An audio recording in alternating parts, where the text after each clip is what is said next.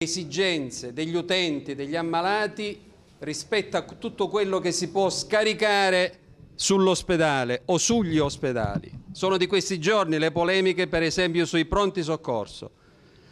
Ebbene, l'ambizione di questa amministrazione, di questo assessore, è quello di riuscire a creare un riequilibrio tra territorio e ospedale. Strutture come queste servono per riuscire a filtrare le esigenze della gente. Ecco perché l'impegno di oggi, ecco perché questa manifestazione è piena di volontà e di adesione. Io darò adesso la parola a una serie di personaggi che interverranno. Mi auguro che i tempi siano dei tempi televisivi e siano dei tempi molto brevi. A seconda della trasmissione. Bene, comincia il dottore Pezzino. Grazie direttore, io rispetterò i termini che mi sono stati dati, i tempi che mi sono stati dati. Solo per dire due cose. Innanzitutto oggi è una giornata particolare. 15 anni fa, in questo periodo, veniva ucciso un operatore della sanità, dottore Giulio Castellino, al quale è stato intitolato il nostro poliambulatorio. Per cui questo mi commuove, perché dopo il dottore Castellino sono venuto io in questo paese a fare ufficiale sanitario. Oggi, come direttore del distretto, raccolgo tutte le opere di tutti i sanitari che si sono succeduti. Per me è stato facile, perché ho trovato una direzione generale disponibile fino all'eccesso. Abbiamo realizzato in tempi brevissimi questa struttura, che non è sicuramente poco. Assessore, lei con la legge di riordino ci ha dato un mandato ben preciso, con la legge 5 del 2009. Io spero di averlo svolto con coscienza e sapienza, ma non ci fermiamo qui. Noi sappiamo bene quale può essere la natura di un servizio territoriale che non deve rappresentare un'alternativa all'ospedale, ma anzi complementarsi con i servizi ospedalieri e soprattutto cercare di evitare i ricoveri impropri. Alcuni numeri: da 6 mesi è operativo il PPI, punto di primo intervento, e l'ambulatorio infermeristico. In 6 mesi sono state fatte 1045 prestazioni che altrimenti sarebbero andate a finire in pronto soccorso. Ecco lo spirito del presidio territoriale di assistenza. Un'altra cosa voglio dirle, voglio ringraziarla per aver messo nell'ADI, assistenza domiciliare integrata, un capitolo di finanziamento notevole. Noi avevamo come distretto nel 2010 36.000 euro, quest'anno abbiamo 280.000 euro. Possiamo assistere i malati a domicilio, abbiamo il personale adatto e a questo proposito, lo dicevo prima al dottore Messina, abbiamo acquisito anche un infermiere dell'hospice proprio per l'assistenza ai malati terminali. Abbiamo inserito la diagnostica, la radiodiagnostica in questo presidio territoriale per dare tutte le risposte alla popolazione di Palma, dove è possibile seguire anche la mammografia. A questo riguardo voglio dire che abbiamo fatto nostro, attraverso l'UCAD, che è l'ufficio di coordinamento delle attività distrettuali, un'indagine che aveva condotto la CGIL sulla mancanza dello screening mammografico nel nostro territorio. Ebbene, da quel giorno, da quella riunione, abbiamo recepito quelle indicazioni e oggi la città di Palma, tutto il territorio del distretto, ha a disposizione il mammografo. Possiamo fare 80 mammografie a settimana. E guardate che non è poco, quando fino a qualche tempo fa avevamo disponibilità di farne 5 a settimana nel presidio di Canicattì. Aver messo il polo della riabilitazione all'interno di questa struttura, lo dirà poi il commissario meglio di me, significa aver dato la possibilità di una valutazione dei bisogni fisici, psichici e sensoriali dei bambini. Perché l'AIAS, intervenendo in questa nostra convenzione, ha fatto sì che noi possiamo coprire tutti i bisogni della disabilità di Palma. E a questo riguardo, Assessore, noi abbiamo anche anticipato quelle che sono le indicazioni che lei ci aveva dato sugli ambulatori dedicati, perché oltre all'ambulatorio dedicato per lo scompenso e per il diabete abbiamo istituito l'ambulatorio dedicato per la disabilità. Questo per dirle come noi ci teniamo ad affrontare le categorie più deboli. categorie più deboli e fragili che già noi prendiamo per mano all'atto della dimissione dei reparti ospedalieri, in percorsi agevolati, facilitati e protetti. Lo spirito, la mission che ci ha voluto dettare il nostro assessore è quella che il paziente deve stare fermo, mentre gli operatori camminano, per organizzare quelle che sono tutte le attività alle quali il paziente si deve rivolgere. Io termino qui, chiedendo scusa di aver abusato forse dei miei tempi, ringraziando ancora l'assessore per la sua venuta che, conoscendolo, non è solo istituzionale, è un messaggio ben preciso che vuole dare come massima autorità siciliana a un territorio che per molto tempo è stato dimenticato. Grazie.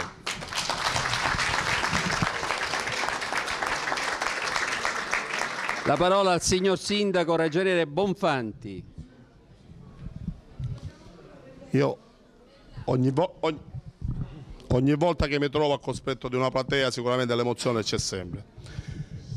Io voglio ringraziare in prima persona la sensibilità personale che ha avuto l'assessore Russo sui diversamente abili, perché noi ci siamo conosciuti e l'ho affrontato con il cuore, veramente da una persona sensibile, perché le mamme sono venute da me manifestando dei disagi perché il comune economicamente, come tutti i comuni, non possiamo più affrontare, dando, come hanno fatto nel passato, dare dei servizi. Prima magari c'erano i fondi, si potevano fare, ma l'assessore ha risolto il problema di Palma di Montechiaro. Perché?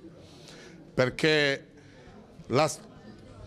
tutti i servizi, tutte le prestazioni che vengono date dall'AIAS ai diversamente abili si davano in una struttura comunale che di volta in volta magari qualcuno si aggiudicava la gara al Comune di Palma. L'assessore ha detto no, questi servizi sono servizi pubblici e li dobbiamo dare in una struttura dell'ASPI, sanitaria. E così oggi noi siamo qua a testimoniare veramente che da settembre a oggi siamo in regime con tutto il servizio per i diversamente abili. Spero che le mamme siano soddisfatte per quell'operato che ha fatto l'assessore Russo da settembre a oggi, perché eravamo un po' fermi, perché c'era una nomina del commissario dell'ASP di Agrigento. Al momento in cui la nomina era stata fatta, il dottore Messina subito si è impegnato a venire a Palma e lui mi ripete ogni volta che io ho tenuto un tranello, facendo venire le mamme un agguato, lui dice un agguato. Invece la mia è solo una responsabilità, dottore Messina, sensibilità verso diciamo, la situazione che si era venuta a creare non potendo dare dei servizi ai diversamente abili. Comunque io non mi voglio spendere di più perché questo è un lavoro che giustamente io posso ringraziare tutti gli operatori e tutti i direttori qui presenti, dal dottore sanitario al dottore di distretto provinciale, dottore Marchica, dottore Messina, l'assessore, e oggi ho conosciuto pure il dottore Bonanno. Io mi auguro che questa struttura la fate funzionare bene, sorvegliate chi opera all'interno e chi opera all'interno abbia la professionalità veramente, perché un fiore all'occhiello. Oggi i tempi sono brutti, in qualsiasi settore qualsiasi settore affrontiamo è veramente penoso, però noi stanno consegnando questa struttura, io mi auguro che voi sapete mantenerla nel rispetto della democrazia con tutti e rispettare chi veramente ha di bisogno. Io non mi voglio dilungare troppo così. Grazie a tutti. Allora, grazie al signor Sindaco. A questo punto chiamerei la signora Farraguto, che è la mamma di un diversamente abile.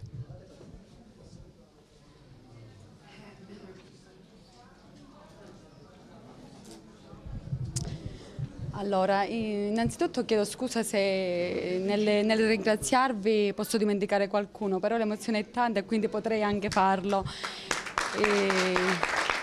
Io innanzitutto voglio ringraziare tutti coloro i quali hanno reso possibile tutto questo. Voglio iniziare con l'onorevole Russo che fin dal primo momento si è dimostrato sensibile alle nostre problematiche e attento, soprattutto attento. Al dottore Messina, anche lui si è dimostrato attento ai nostri problemi.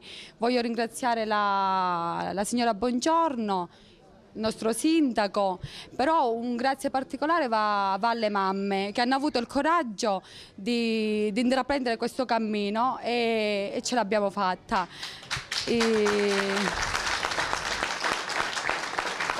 Scusate l'emozione. Però io voglio ringraziare, ma non solo da parte di noi mamme, ma soprattutto da parte dei nostri bambini. Grazie. Grazie. Presidente nazionale dell'AIAS. Grazie, solo un minuto per rispettare i termini. Io sono il presidente nazionale dell'AIAS, ma è più importante dire che sono il papà di un bambino disabile che, nato nel 63, mi ha portato ad occuparmi da volontario e quindi rafforzando il concetto del volontariato in questo settore, nel settore in cui ci si occupa del prossimo.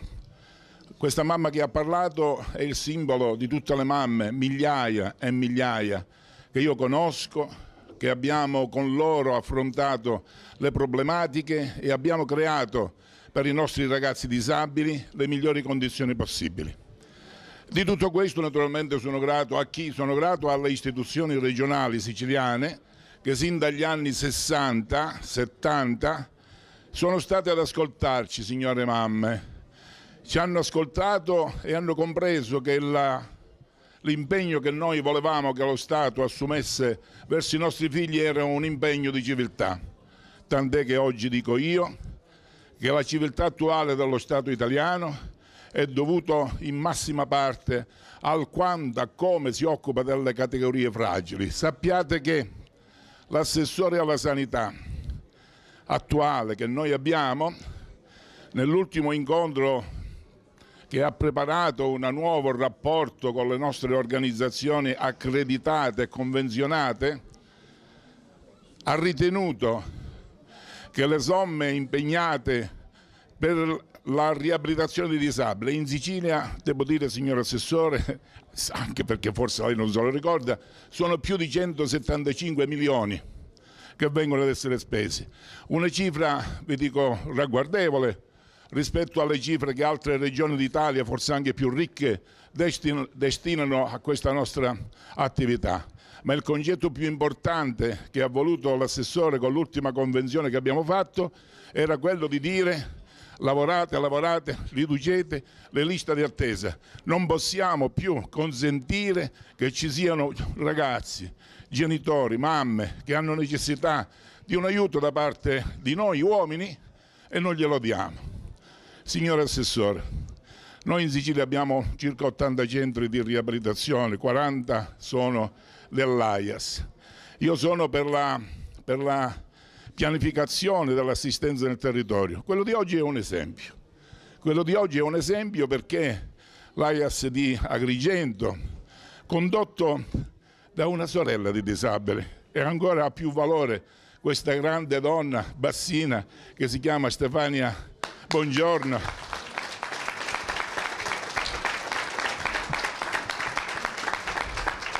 che si è fatta voler bene, da tutti noi dell'AIAS e da tutti i genitori, è sempre lì ad occuparsi di loro.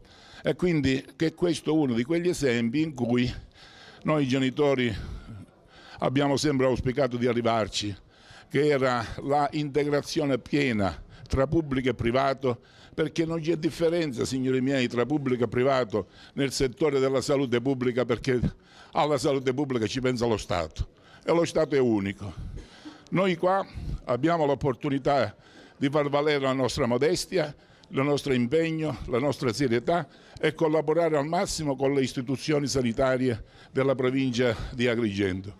Questo lo facciamo qua, lo facciamo in tutto il nostro territorio siciliano e io mi auguro che attraverso questa sinergia si possano dare risposte sempre più valide ai disabili e ai progetti e ai programmi che deve avere, che ha l'assessore alla sanità per la crescita di noi cittadini nella nostra bella Sicilia.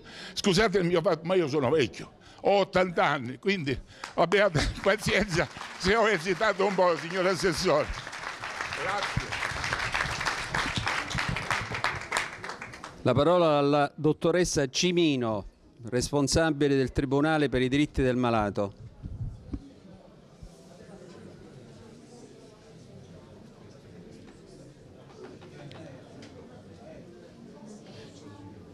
Signora.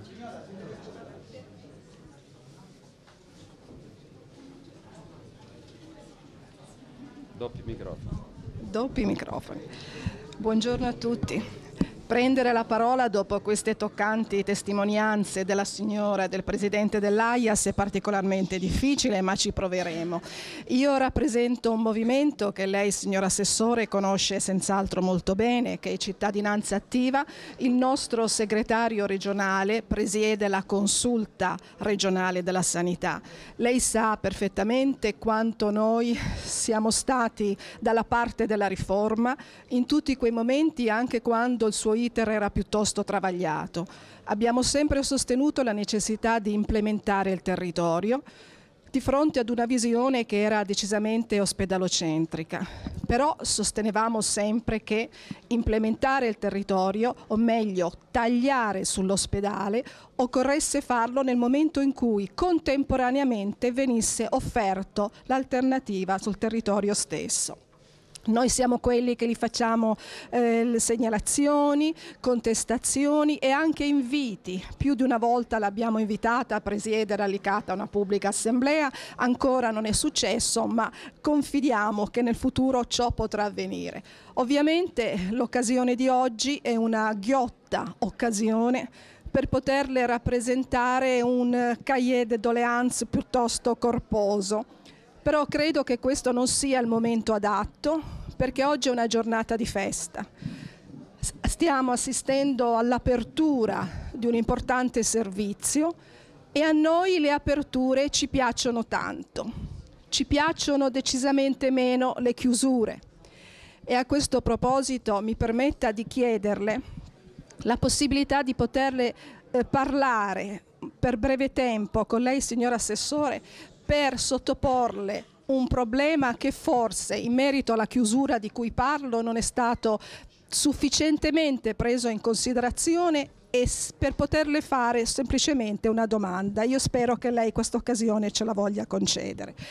Sottolineando, come dicevo prima, la gioia dell'apertura di oggi, salutiamo con grande piacere la possibilità che finalmente si possano fare le mammografie nel nostro distretto. Come ha ricordato il dottore Pezzino, fino a qualche tempo fa le donne di Licata si dovevano recare a Canicattì, prima una volta una settimana, poi 5 giorni, poi alla fine non è stato più possibile. Oggi finalmente questa realtà c'è, estremamente importante per la prevenzione, altro pilastro di tutte le riforme. Però la mammografia mi fa venire in mente un altro aspetto per la prevenzione. Penso all'osteoporosi, al fatto che nel nostro territorio le signore non possano fare indagine della MOC nella struttura pubblica e quindi si continua a prendere la macchina per andare altrove. E a questo proposito voglio comunicarle che il Tribunale dei diritti del malato, in prossimità dell'8 di marzo, ha voluto realizzare, insieme agli ottimi medici del San Giacomo d'Altopasso, di medicina e di ortopedia, ai quali veramente andrebbe dato un plauso per le condizioni nelle quali portano avanti un'attività e un servizio eccellente, noi realizzeremo una giornata sulle osteoporosi, non soltanto a scopo divulgativo, ma ci sarà anche un momento di screening che raggiungerà però un numero limitato di signore, non potremmo andare oltre i 20 esami. Questo in attesa che il pubblico riesca a fare ancora una volta la sua parte.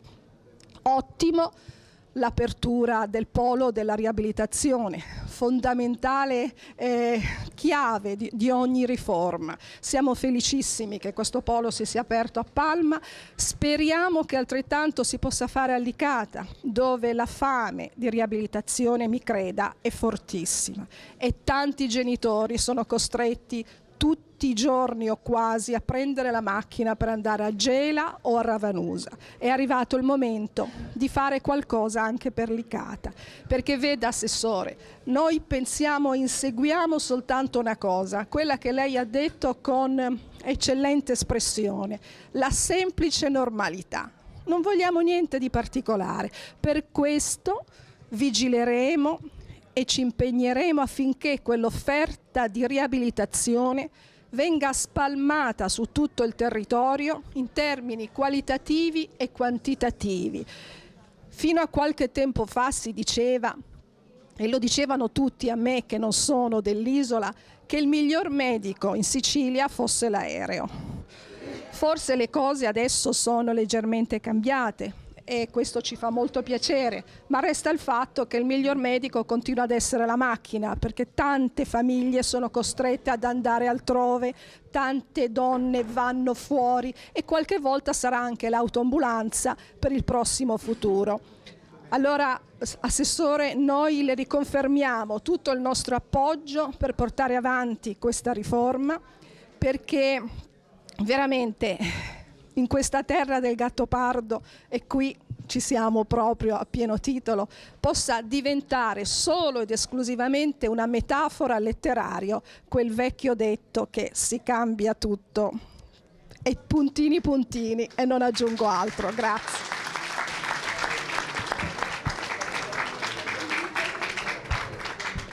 Scusi, mi consenta una piccola cosa, vorrei mostrarle una nostra iniziativa sempre a tutela della donna, realizzata dal Tribunale dei diritti del malato. Noi abbiamo aperto nella nostra realtà di Licata uno sportello a difesa delle donne vittime di violenza. L'abbiamo fatto con i nostri mezzi, tutti gli operatori sono volontari, c'è un numero dedicato, forse siamo gli unici dalla provincia di Agrigento. Se ci volesse seguire in questo percorso ci farebbe molto piacere. Possiamo? Grazie, Assessore.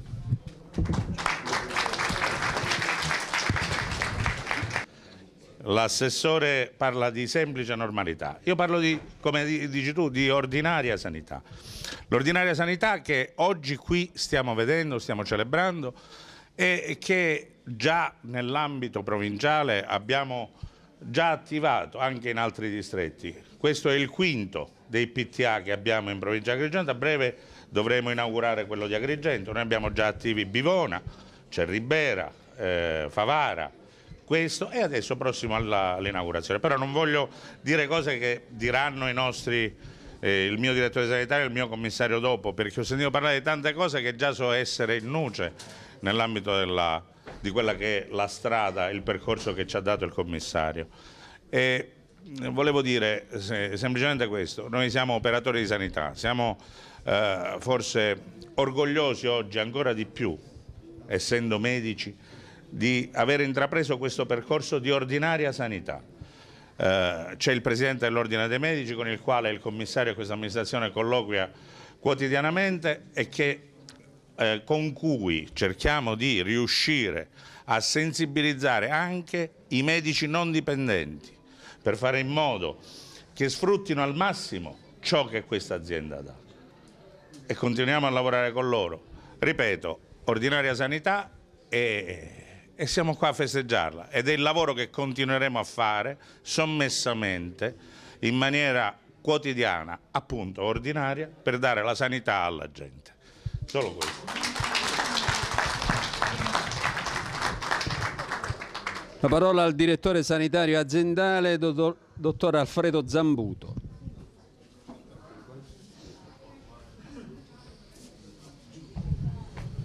Intanto saluto tutti e l'assessore che ci ha fatto l'onore di oggi di venirci a trovare.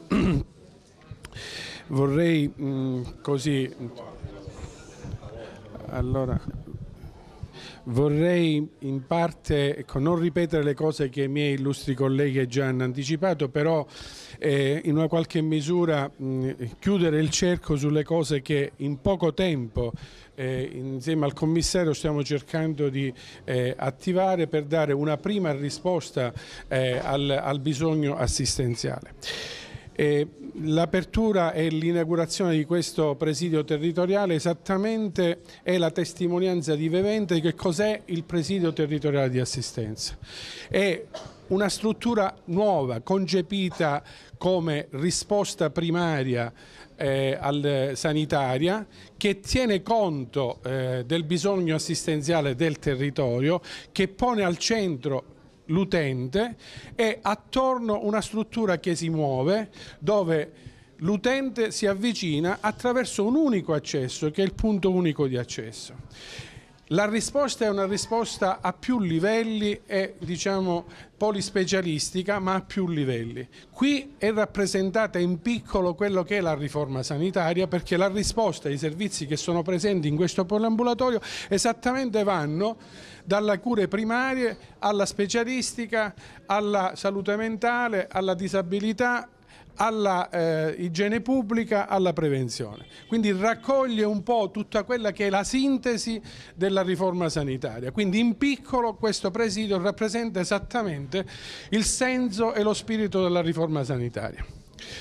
Sotto questo punto di vista quindi la responsabilità è di tutti, perché risorse che sono state investite, che sono non indifferenti, ma certamente sono una risposta necessaria per questo territorio, vanno assolutamente valorizzate, e questo è l'impegno della direzione generale, ma nello stesso tempo tutelate. Non abbiamo risorse infinite, queste poche risorse che sono state destinate al nostro presidio devono essere esattamente una sorta di, chiamiamo, lascito che viene dato in questa fase a questa comunità, che ha l'obbligo di tutelarlo e di vigilarlo in tutti i suoi passaggi. Per quanto attiene le risposte che noi abbiamo dato, rispondendo un po' e prendendo, mi scusi, come diciamo l'ultimo intervento fatto dalla Presidente del Tribunale dei diritti del malato, alcune cose che lei ha accennato, a parte che fanno parte della mia cultura professionale, perché provengo dall'area ospedaliera e riabilitativa, quindi mi trovo assolutamente sensibile in tutto quello che lei ha poc'anzi detto, però le volevo rispondere. Per quanto attiene la osteoporosi, l'osteoporosi è esattamente un tema che io già abbiamo affrontato nel presidio San Giovanni di Dio in occasione di un progetto che l'assessore ha finanziato come progetto regionale, che si è mosso sulla realtà solo agrigentina, perché non potendo estenderla e non essendo poi nelle condizioni operative in cui siamo oggi, è rimasto qualcosa, diciamo, isolato in quel contesto territoriale. Però prendendo a spunto la nostra esperienza, noi l'abbiamo inserita nel piano triennale delle performance, cioè l'abbiamo messa a regime nel piano attuativo triennale. Per cui io ho chiesto al coordinatore territoriale, il dottore Marchica, di inserire in ogni PTA l'acquisto di un densitometro osseo. Questo perché, venendo incontro a quelle esigenze che noi abbiamo vissuto sul campo, e l'esigenza di fare anche rete e sistema coinvolgendo i poliambulatori specialistici, e per quanto attiene la risposta di secondo livello, gli ospedali, riferendoci in particolar modo alle nefrologie dove sono attivate e alle endocrinologie dove saranno o sono attivate. Questo ovviamente serve esattamente per andare incontro a quello che dice lei, perché siamo fortemente convinti che è una malattia sociale che va attenzionata sia nell'ambito della prevenzione, ma anche nella prevenzione secondaria e terziaria, che ha forti risvolti in ambito riabilitativo. Quindi, per dare una risposta certa, noi ci siamo mossi, c'è l'esperienza, c'è la competenza professionale, posso assicurare, per dare risposta a questo tema. Sulla disabilità, ovviamente gioca in casa, e l'assessore sa perfettamente che gioca in casa, quindi è una mia fissazione da 25 anni, dottoressa, lo dico anche al dottore, e certamente oggi essere in questo ruolo mi mette in una condizione di maggiore responsabilità per poter fare quello che ho sognato una vita, cioè cercare di dare una risposta seria al nostro territorio a più livelli. Ci sono le precondizioni perché questo avvenga e io sono convinto che nell'arco di un anno vedrete che in questo territorio ci sarà una rivoluzione copernicana per quanto attiene alla risposta in tema di riabilitazione. C'è però qualche cosa che dobbiamo recuperare, qui io mi rivolgo all'assessore. Noi abbiamo così visto anche attraverso un lavoro della CGIL e altri che hanno prospettato, hanno fatto manifestazioni in questo senso, dei dati che fanno riferimento al fondo che finanzia l'ex articolo 26. E nell'ambito delle ASP c'è una sperequazione in termini di distribuzione di risorse, probabilmente perché questo tema nel passato non era stato fortemente attenzionato e che io tramite il mio commissario noi poi naturalmente porremo alla sua attenzione. Per farle un esempio, c'è una media intorno a 35 euro circa per ogni diciamo, cittadino finanziato per l'ex articolo 26, noi siamo... Come? E noi siamo a circa 12 euro, il che significa che c'è necessità di una ulteriore ridistribuzione, come ella sa, di cercare di dare una equità e una pari opportunità a tutti i territori. Ovviamente la possibilità di avere più risorse ci consente di essere equi nell'ambito degli interventi, nell'ambito della nostra ASP. L'altro passaggio importante per cui il PTA è fondamentale perché è stato collegato, come tutti sanno, e la mammografia è un esempio, alla medicina preventiva e quindi agli screening oncologici. Il mammografo nel PTA esattamente si collega in questa logica. E nell'ambito poi degli screening del tumore cervicale, della cervice uterina, c'è tutta la rete che già è iniziata da parecchi mesi, molte donne già sanno che sono state invitate a partecipare attraverso il coinvolgimento del territorio. Lo stesso distretto è stato attenzionato per quanto attiene lo screening oncologico del tumore del colon e il presidio di Licata è stato inserito nella rete potenziandolo con l'acquisto di una colonna endoscopica per il colon. Allora diciamo che nella logica appunto non solo suggerita ma forzata, e direi che il mandato che l'assessore mi ha dato è stato di attenzionare, proprio perché io provengo da un'area diversa che è quella ospedaliera, ma non per questo la mia cultura proprio mi fa nascere del territorio, esattamente cercare di recuperare il tempo perduto per mettere a sistema qualcosa che dovrebbe essere invece normale. Quindi io chiudo dicendo che il nostro obiettivo è quello di fare sistema, cercare di coinvolgere tutte le strutture a più livelli, cercando di fare anche economia e razionalizzazione delle risorse umane e spesso anche strutturali, perché spesso molte apparecchiature sono sottoutilizzate. Quindi l'attenzione che noi stiamo ponendo è proprio di cercare di economizzare al massimo per tesaurizzare quel po' di risorse economiche fresche che abbiamo. Chiudo con l'auspicio che il PTA di Palma e poi naturalmente tutto il distretto sanitario di Licata, che ci vede particolarmente sensibili in questa fase difficile, sarà naturalmente un ulteriore terreno di sperimentazione per quanto attiene la continuità assistenziale ospedale-territorio. Noi qui sperimenteremo esattamente i percorsi assistenziali che dall'ospedale nella fase di dimissione passeranno al territorio e viceversa.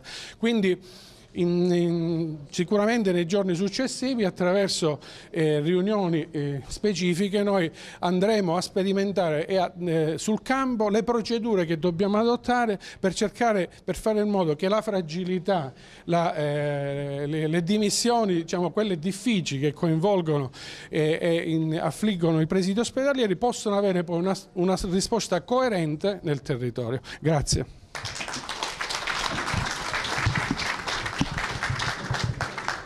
La parola al nostro commissario, il dottor Salvatore Messina.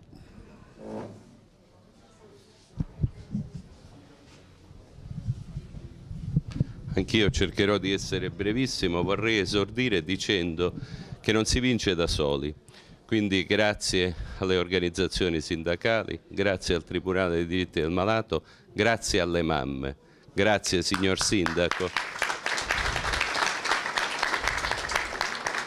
per averci permesso di essere qui a celebrare questo momento che non ci sarebbe stato se non avesse lei attenzionato le problematiche che da più parti venivano e non le avesse sottoposte con durezza ma fermezza in maniera tale da farmi capire che era un problema e come tale andava affrontato. Grazie ancora.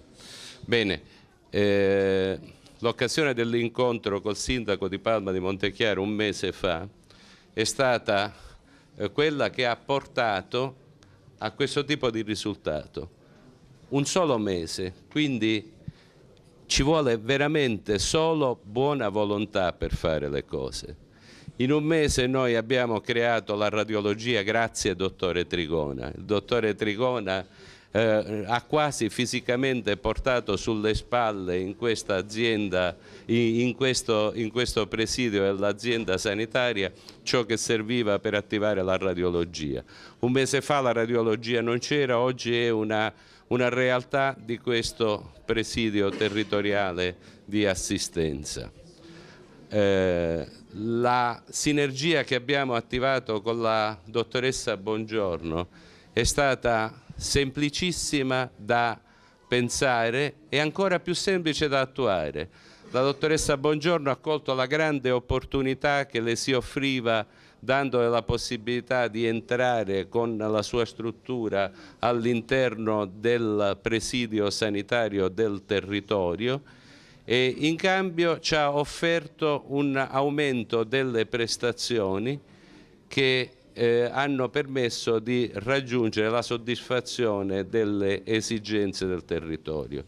Nessun costo aggiuntivo, solo tanta buona volontà, tanta voglia di comprendere quello che succedeva, tanta voglia, come dice il nostro assessore e io ho fatto mia questa frase, di semplice normalità. Un ultimo accenno prima di cedere la parola all'assessore a una realtà che io ho voluto simboleggiare nelle bandierine che ho fatto donare ai bambini delle scuole elementari che le sventolavano quando è arrivato l'assessore. Noi siamo un avamposto della regione Sicilia in un territorio una volta difficile, oggi assolutamente allineato alle altre realtà, e siamo cittadini di una regione a statuto speciale che fa parte di una repubblica che si chiama Italia, che oggi festeggia, in questi giorni, festeggia il suo 150° anniversario e noi siamo orgogliosi di essere italiani nella nostra sicilianità e di raggiungere i livelli sul piano dell'assistenza che l'Italia ha già raggiunto. Auguri a tutti noi.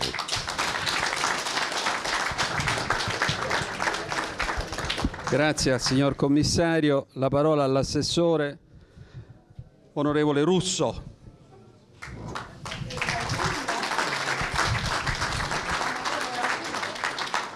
Voglio condividere con i bambini, specialmente quelli meno fortunati, con le donne e gli uomini di Palma di Montechiaro, con le loro rappresentanze istituzionali, con il sindaco, con gli operatori, il commissario, il direttore sanitario, il direttore amministrativo, i medici dell'ASP, questa giornata bella di festeggiamento, di legittima soddisfazione. Legittima soddisfazione perché ai progetti che si raccontano con le parole poi seguono i fatti. Seguono i fatti che sono sotto la percezione di tutti, che dimostrano come siamo in grado di mantenere gli impegni, come quei progetti poi si fanno cose e lasciano un segno tangibile e poi diventano storia. Una storia che, quella di Palma, sin dagli albori aveva un certo tono e nell'ultimo secolo ne ha avuto un altro. E quindi questo evento diventa ancora più significativo.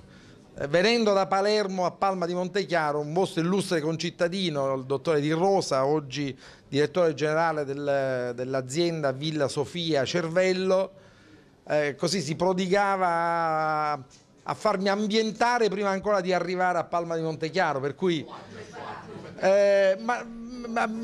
mi ambientava, mi raccontava le atmosfere, mi raccontava il tessuto sociale, nonché la storia di Palma di Montechiaro, come dire: stai arrivando in questo centro, tienilo in considerazione perché quello che stiamo facendo oggi non è in realtà nulla di straordinario, però marca e segna la differenza rispetto a quello che c'è stato. Noi non dobbiamo essere ringraziati, non dobbiamo essere ringraziati proprio di nulla, noi stiamo facendo semplicemente il nostro dovere, anzi come istituzione dobbiamo forse scusarci perché arriviamo in ritardo, forse dobbiamo tutti condividere la mortificazione di essere stati in un contesto di degrado sociale, di degrado culturale, e noi dobbiamo fronteggiare queste cose. Gli anni 60 ponevano Palma insieme a Licata come il sud del sud.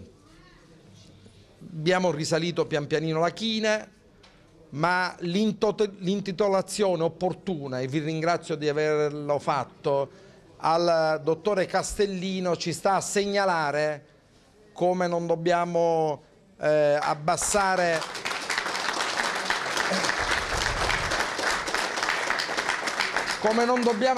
la guardia e che la mafia è ancora presente, come ci testimoniano gli avvenimenti di qualche mese fa, e che la mafia la si combatte con la legalità, con il fare ognuno il proprio dovere, con la cultura, con la crescita sociale, e queste iniziative vanno in questa direzione. Noi stiamo dando risposta a bisogni elementari di salute. Stiamo arrivando tardi, meglio tardi che mai, ma lo abbiamo fatto nell'ambito di un progetto sistematico. Ecco quello che è mancato alla Sicilia. Il sistema, una burocrazia orientata a servire i cittadini, una sanità orientata a porre al suo centro il valore dell'uomo, della sua dignità e della salute, perché poi a questo serve il sistema sanitario. Un sistema sanitario che è servente rispetto a questi valori e purtroppo non lo è stato. Giusto per rievocare la storia di Palma, il sistema sanitario che abbiamo ereditato, cioè quello che ho dovuto cambiare, è più articolato su delle sorte di baronie in cui ciascuno disponeva, disfaceva, ma non per servire le persone, e questo edificio conferma tutto questo. Un edificio vuoto, soldi pubblici buttati, senza alcuna idea, senza alcuna progettualità, che si ricordavano queste idee e queste progettualità soltanto in occasione, immagino, di campagna elettorale, faremo, e poi non si faceva mai nulla. E quindi, signora, lei non mi deve ringraziare per la mia sensibilità, io sono mortificato nell'aver appreso, quando siete venuti a trovarmi a Palma, che mamme, come dire, innamorate dei loro bambini, che però non avevano le stesse opportunità, nonostante tutti noi dovevamo essere vicine a queste persone, ed erano costrette a spostarsi, andare a Canicattio, andare a Agrigento, mi raccontavano il pulmino. Ho chiesto soltanto pazienza, perché bisognava dare organicità all'intervento, altrimenti avremmo fatto le cose che ha detto la signora, di cui però dobbiamo liberarci come stereotipo culturale, visto che qui siamo nella terra del Gattopardo. Ma non ne possiamo più di queste cose, cambiare per non cambiare niente, è un alibi, ci siamo stancati. Cominciamo a dire invece che siamo diventati dei peccatori, qui mi rivolgo a Monsignore, sì, ci siamo macchiati di quel peccato del fare di cui parla appunto Tomasi di Lampedusa. Ecco, noi siamo i peccatori del fare, il fare propositivo. Mi piace rievocare questo aspetto del Gottopardo, perché ogni volta che qualcuno fa diventa subito sterilizzato nella voglia, nell'entusiasmo, e sì, perché stanno cambiando per non cambiare. No, noi stiamo cambiando per dare risposta alle persone, il resto sono chiacchiere.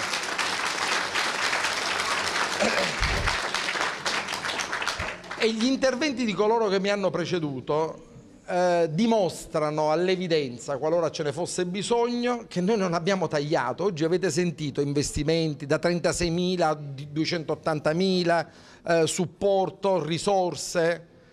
Noi abbiamo tagliato gli sprechi, abbiamo tagliato i privilegi, le incrostazioni di potere, chi pensava di poter gestire sempre e comunque a modo suo e mai proiettati verso gli altri, verso i più fragili, verso coloro che hanno bisogno. verso quelli nei cui confronti bisogna far scattare il dovere di solidarietà.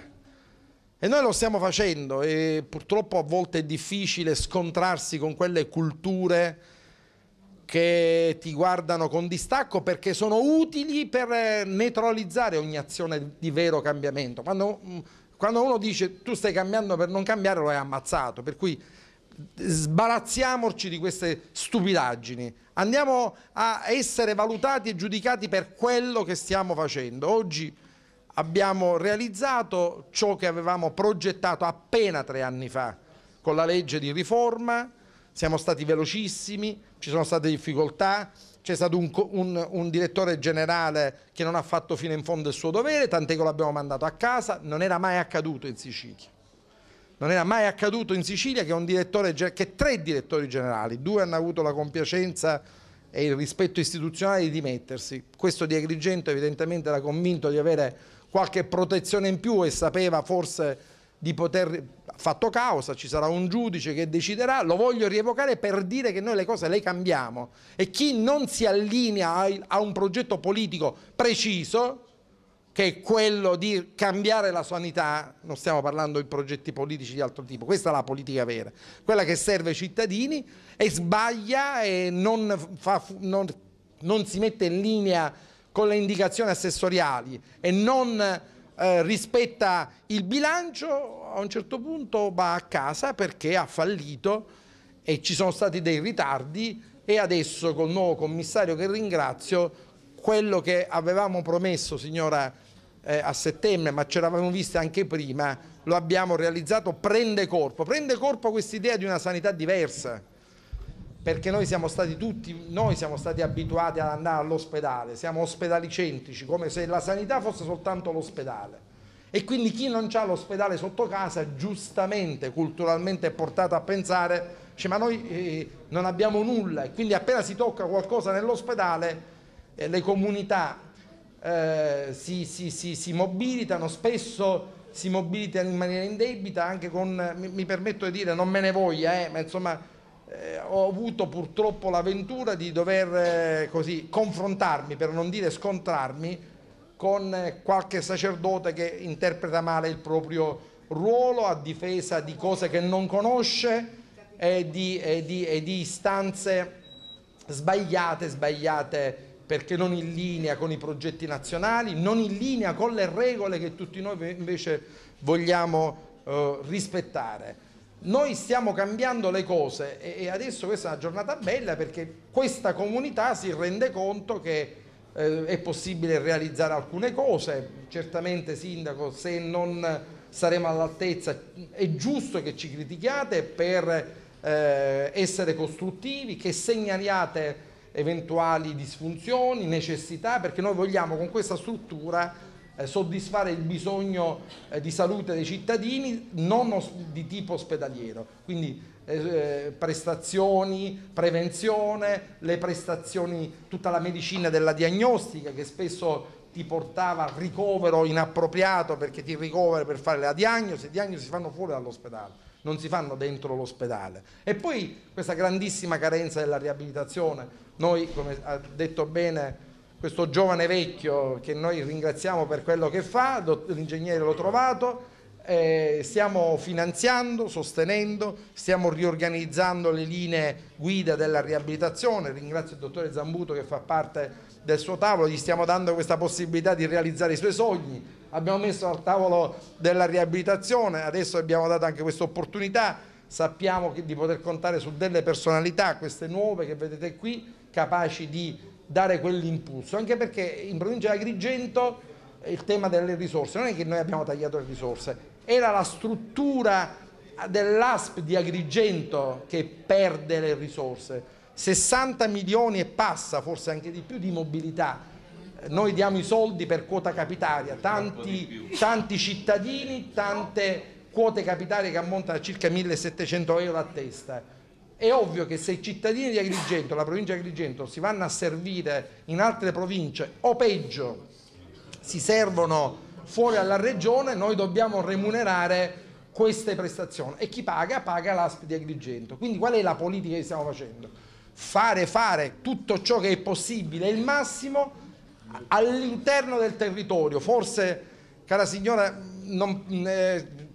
dovremo ancora prendere la macchina, ma certamente meglio che prendere l'aereo. Intanto cominciamo a prendere la macchina, l'obiettivo è prendere la bicicletta e poi farsi una passeggiata a piedi per avere quello di cui si ha bisogno, ma ci vuole la gradualità, perché chi invece pensa urla e sbraita e lo fa soltanto strumentalmente perché vuole subito i risultati, in realtà quei risultati non li vuole soltanto sollevare polveroni mediatici per ottenere magari scopi e interessi individuali o di lobby di potere. Per cambiare, per fare le riforme ci vuole il riformismo e dunque la gradualità. Il radicalismo non paga, perché è necessario rispettare degli step, ci sono degli iter burocratici che bisogna soddisfare, ci sono le regole da rispettare e tutto questo significa tempi. Chi agita soluzioni avventurose non vuole il bene della Sicilia, non vuole il bene delle comunità. Bacchetta magica non ce l'ha nessuno, però con la pazienza, la determinazione, il credere che la Sicilia e certe zone della Sicilia sono state penalizzate, anzi dico mortificate, ci porta a dare le risposte di cui poi le persone hanno bisogno. Quindi io non devo esaltare il mio lavoro, ma voglio semmai ringraziare il lavoro di chi ci ha creduto quando era difficile credere che in Sicilia si potesse cambiare la sanità, un luogo di potere, un luogo di costi e di sprechi. E poi io per 3 anni ho dovuto subire, ma insomma mi vedete qui integro, non mi sono piegato quasi, posso prendere il motto di Palma, gravata, resurgo, non mi piego, portiamo appresso il peso di un processo di cambiamento molto complicato, ma stiamo ancora dritti, con la schiena molto dritta, perché siamo convinti che bisogna operare in questa direzione. L'unica direzione possibile che conosciamo è quella di essere al servizio dei cittadini, specialmente dei cittadini più fragili, specialmente dei cittadini che hanno più bisogno e che bisogna servire con l'entusiasmo, con la passione, con la voglia di fare. Ecco, questi valori, questo entusiasmo si risveglia in una giornata come questa, in cui non c'è nulla di eccezionale. Insomma, abbiamo fatto soltanto il nostro dovere, però serve a dimostrare che questo itinerario è credibile, è serio, è visibile, è palpabile, e quindi questa è la strada giusta. Noi vogliamo occuparci di tutto il territorio siciliano. Nella legge abbiamo scritto che uno dei valori è l'omogeneità territoriale, noi dobbiamo fornire i servizi, poi ovviamente nessuno può avere l'ospedale sotto casa, alcune cose non possono essere date sul territorio, devono essere date dagli ospedali di riferimento e quindi c'è la necessità di utilizzare la macchina, non possiamo ingannare i cittadini. Ecco, dobbiamo evitare di utilizzare l'aereo, quello sì, perché costa risorse per tutti, ha un costo sociale enorme, perché chi parte si deve fare accompagnare il parente, non va a lavorare e dunque nel luogo in cui lavora si avverte la mancanza di quelle 2 o 3 unità. Chi parte deve sobbarcarsi ulteriori costi, l'albergo, il ristorante, il viaggio, la permanenza altrove. Ecco, questo è uno dei nostri obiettivi che pian pianino stiamo raggiungendo. I dati ci dicono che la mobilità è calata in numero di prestazioni sanitarie, è calata in numero di quantità di risorse che purtroppo ogni anno versiamo alle regioni del nord. Pensate che 4 regioni del sud, Sicilia, Calabria, Campania e Puglia, versano ogni anno più di 1,1 miliardi a 4 regioni del nord, Toscana, Emilia, Lombardia e Veneto, e non perché non abbiamo i professionisti, ma perché non li abbiamo messi in condizione di lavorare al meglio. Quindi capite, noi abbiamo per la prima volta utilizzato un metodo di serietà e di responsabilità. Abbiamo studiato il sistema, abbiamo studiato il fabbisogno, ci siamo dati un modello gestionale. C'erano qui 3 aziende ad Agrigento, Sciacca gli ospedali di Sciacca e di Agrigento, l'ASP, pensate, 3 aziende con una mobilità che era insieme a Siracusa tra le più grandi, quindi capite bene come non funzionava questo modello, eppure all'inizio per aver ipotizzato l'accorpamento siamo stati attaccati, ma c'è stata la precisa volontà politica di questo governo di andare sodo all'obiettivo che era quello di bonificare, migliorare le performance sanitarie e riorganizzare il sistema, tutto quello che ha provocato poi, dopo, non prima, anche l'equilibrio di bilancio che abbiamo raggiunto. Oggi il Corriere della Sera finalmente se ne sono accorti, dice che la regione siciliana è quella che tra tutte le regioni chiude quasi con il pareggio di bilancio, che non è una visione ragioneristica del proprio lavoro, è come dire, il rispetto della collettività, perché quando si amministrano risorse pubbliche amministriamo le risorse di tutti e quindi da buon padre di famiglia non possiamo spendere, espandere e fare debiti, perché indebitarsi significa mettere le mani nelle tasche dei cittadini, come i precedenti governi di qualche vostro conterraneo qui ha fatto abbondantemente, gravando le famiglie e le imprese di oneri insopportabili, perché la sanità serviva a fare campagne elettorali, a fare clientele e non a servire i cittadini. Tutto questo noi lo vogliamo togliere, è difficile, è molto complicato, però abbiamo la voglia e il desiderio di riuscirci e in realtà ci stiamo riuscendo. E queste cose, come dire, andrebbero, mi dicono, comunicate più spesso, ma se avessimo fatto della comunicazione uno degli obiettivi saremmo stati come quel governo che finalmente è andato a casa, che per 20 anni ha illuso gli italiani con dei sogni che poi si sono rivelati degli incubi. Noi invece vogliamo fare i fatti, vogliamo macchiarci del peccato imperdonabile del fare e poi lasciare giudicare a voi. Vi ringrazio.